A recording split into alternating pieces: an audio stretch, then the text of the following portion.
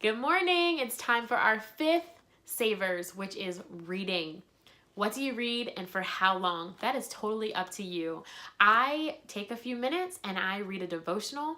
I read the Bible because I want to fuel my spirit and make sure that I'm being filled up in a way that's going to help me effectively, love people the rest of the day and live in a way that I want to live to please the Lord. So I'm doing devotionals, and then also personal development. So this is a great example of personal development.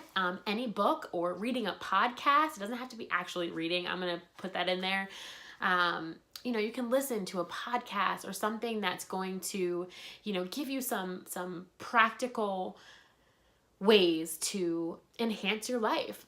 We have to be feeding our brains. This is not just about exercising to look good. This is not just about eating healthy to lose weight. Like, how are we becoming healthy all around?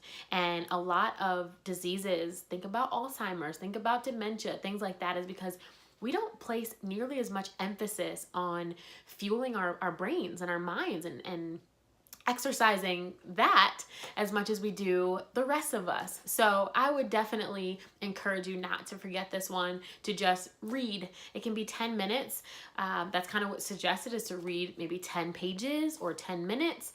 I say keep reading until you find something to implement. That's something that I was encouraged to do because we do personal development as coaches every single day. And I love that because I'm not a reader. So there's times where I read like a whole chapter and I say, okay, what did I just read? I have to go back and reread it because my mind, I can't focus.